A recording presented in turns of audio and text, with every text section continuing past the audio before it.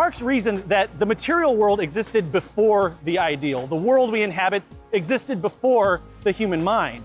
And likewise, the material precedes and shapes the ideal.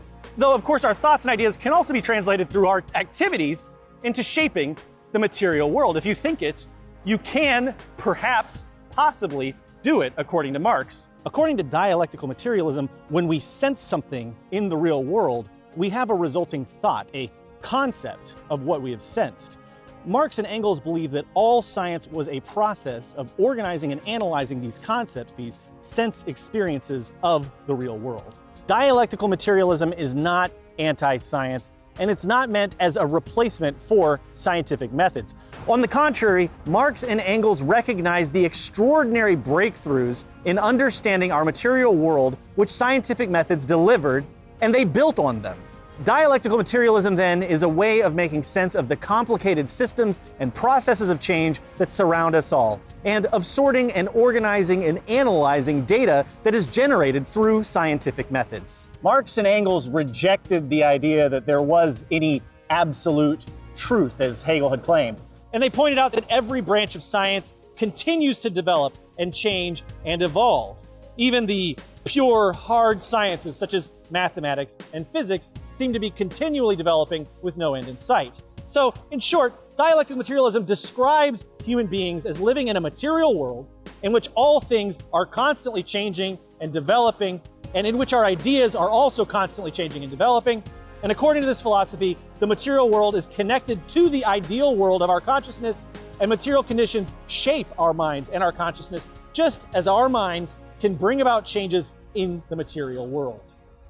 It's a continuity, baby! To some extent, Marx and Engels agreed with Hume that thoughts and ideas could be unreliable. But they believe that our ideologies, the systems of interlocking ideas which shape our understanding of the world, could, with careful work, come ever closer over time to reflecting the material world, and that this is the work of science.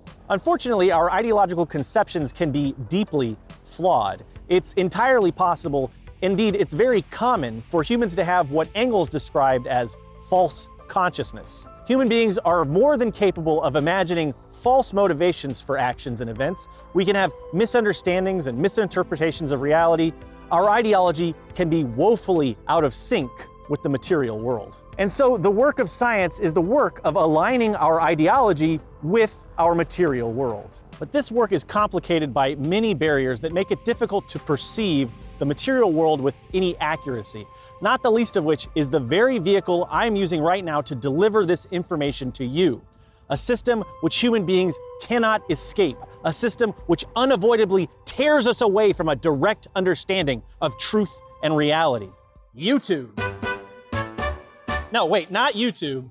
Language. Language is how we human beings consciously think about our world. That much should be pretty obvious. Whenever you have a conscious thought, it's in your human language. But what about those deeper thoughts, those feelings and emotions and imaginings which do not fully form into language? I'm referring, of course, to the unconscious. The term unconscious was coined by German idealist philosopher Friedrich Schilling, but the term was popularized by Sigmund Freud. Sigmund Freud was an idealist in his own right, and his ideas have today been mostly dismissed by the field of psychology. But in the 20th century, a French psychoanalyst named Jacques Lacan saw value in Freud's psychoanalytical methods and sought to adapt them into a more scientifically sound system. Lacan accepted Freud's basic definition of the unconscious as thought which goes unnoticed, activities of the mind that do not surface in our spoken language. But Lacan developed the idea of the unconscious in one very important way. He argued that unconsciousness itself is structured like a language. That's not to say that the unconscious is a language. Obviously, you can't speak unconscious, but according to Lacan, our unconscious thoughts are structured in a symbolic system which has the same basic subject-verb-object structure of spoken human language. Lacan used the example of a crying baby. Babies have not yet developed the ability to speak, but when they cry, they are communicating without spoken language a need. There is in the crying baby a subject, the baby, a verb, the need, and an object, whatever it is the baby desires. The parent must then, through an act of linguistic reverse engineering, figure out what the baby wants by offering different objects, until the baby responds by communicating that yes, this is the object the baby wanted. This is a remarkable observation. In this manner, the unconscious is what Lacan deemed trans-individual. We all have the same unconscious language, the same language-structured unconscious forms. Perhaps we even share these forms with animals. A dog or a cat can certainly signal to us and communicate with us just as a baby can, using these symbolic unconscious structures. Internally, each and every one of us shares the same language-structured unconsciousness experience, and that strikes me as a powerful bond which we all share. But there's also something kind of weird and terrifying about Lacan's notion that the unconscious is structured like a language. If our conscious thoughts are structured like language and our unconscious thoughts are also structured like language, well, that means that all of our thoughts are structured like language, but reality is not structured like language. This ocean behind me is not structured like a language. The ocean does not verb. The ocean is only a subject or an object in our minds. Objects like the ocean merely exist. Things happen. Reality is, in a way that is fundamentally not structured like a language. All of this is to say that if Lacan is correct, then the system we use to experience and contemplate this ocean, to experience and contemplate reality, is fundamentally not reflective of reality. We are decoupled from the material world in a way that is seemingly and completely unavoidable.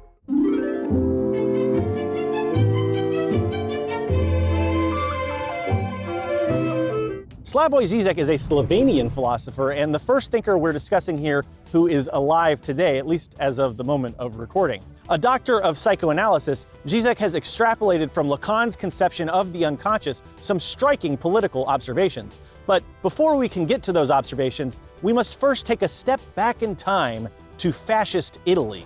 In 1926, after an attempted assassination of Mussolini, the fascist government enacted emergency laws which were used as a justification to imprison Antonio Gramsci, who was then head of the Italian Communist Party.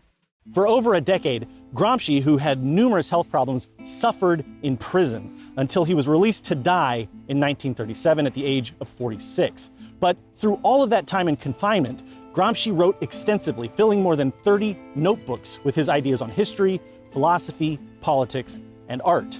Gramsci was forced to use code words and euphemisms in much of his writing due to censorship, and he lacked access to a library for research, but the resulting works still had remarkable clarity and accuracy given the circumstances.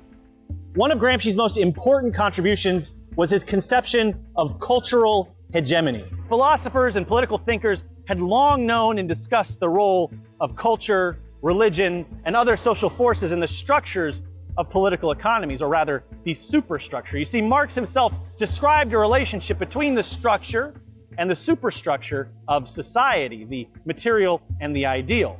The structure, according to Marx, involved the material and economic system, the organization and distribution of the means of production. The superstructure constituted the ideal, cultural institutions, attitudes, philosophies, and what Gramsci called civil society. Just as the material world precedes and drives the ideal, Marx believed that the material structure of society supersedes the superstructural ideal of society. And so Marx said that the primary emphasis of political activity should be focused on changing the material structure of society, seizing the means of production, ending the material structure of capitalism. Are you with me? Marx believed the end of capitalism was inevitable because he believed the contradictions of the structure of capitalist society were building up far too rapidly to be sustained. But by the time Gramsci was writing, capitalism seemed stronger than ever, contradicting Marx's bold predictions. Fascism had emerged as a new and frightening force which could viciously and rapidly undo any progress made by the left and preserve the capitalist mode of production. And of course, Gramsci understood this very well from the vantage point of his prison cell, which he occupied for the crime of being a communist. In seeking to understand why and how capitalism had survived and strengthened since Marx's days, Gramsci studied the cultural superstructure of capitalist society.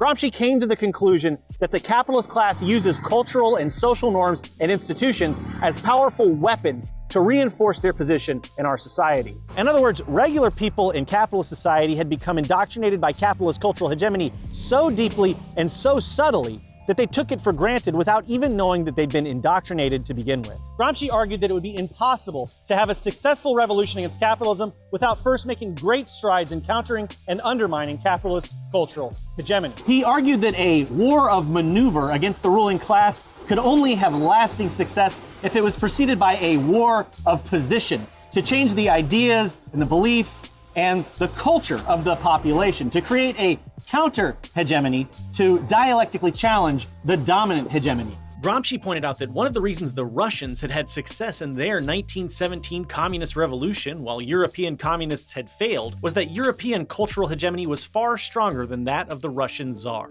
In the East, the state was everything. Civil society was primordial and gelatinous. In the West, there was a proper relation between state and civil society, and when the state tottered, a sturdy structure of civil society was immediately revealed.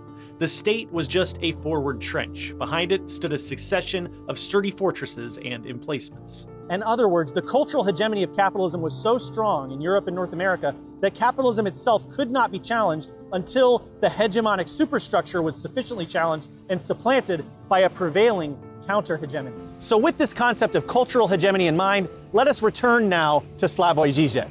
Like Gramsci, Zizek believes that capitalist ideological hegemony is so thoroughly set within our unconscious in modern society that most of us have no idea that we even have any ideology at all. And this is the reason that neoliberal politicians like Tony Blair are able to say with a straight face that we live in a post-ideological society.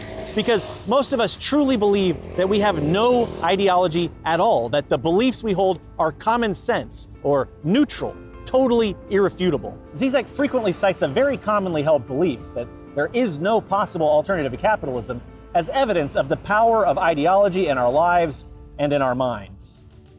Of course, there are alternatives to capitalism, but so many people are so indoctrinated by capitalist hegemony that they don't even think that their positions are ideological in nature. Most people believe they're being neutral and objective when they say capitalism is the best system, the only system that will work for society, that there are no alternatives and none should be explored. Zizek's most well-known metaphor for this unwitting immersion in ideology is based on the film They Live by John Carpenter.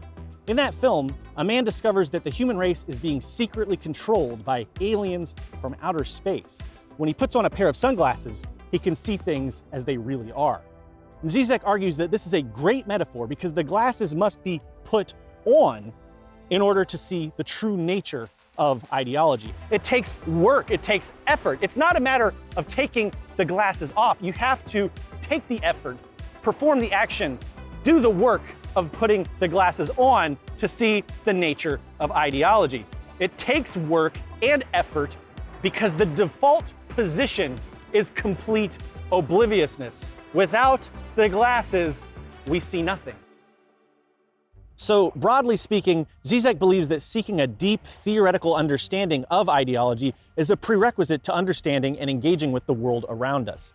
It would be impossible to dismantle the hegemonic ideology of capitalism from within our own minds if we're not even aware of how ideology functions within our minds to begin with. So, how does hegemony function? What are the ways in which capitalism sculpts and shapes our culture and our ideology, our very minds, without our even knowing?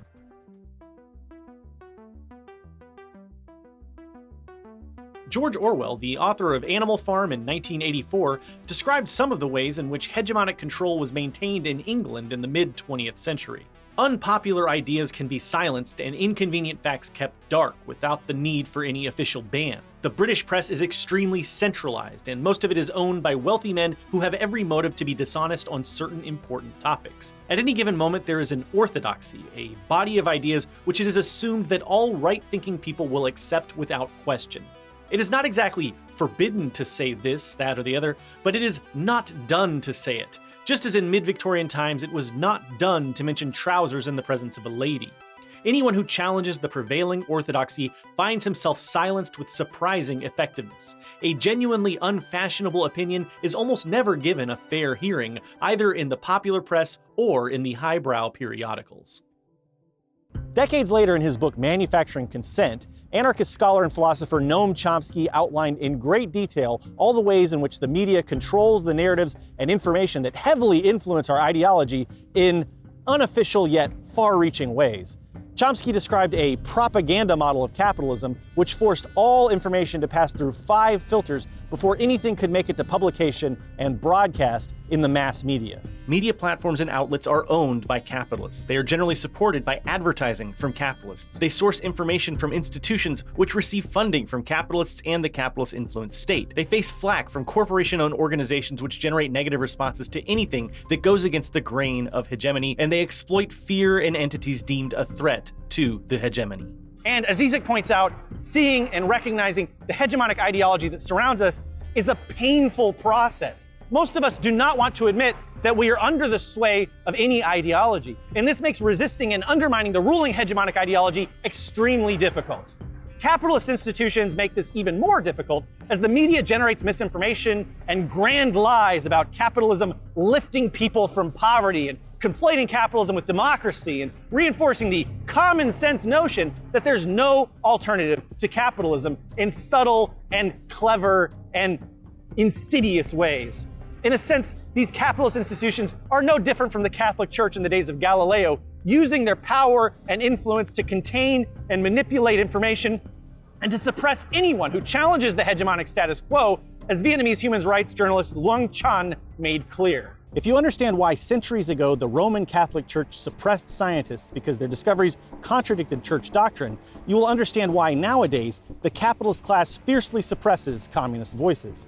They haven't just waged war against communism, they also pay vast fortunes to force their agenda through education, culture, and marketing, with the sole aim of getting people to buy into the pyramid scheme of capitalism and distorting the truth about communism.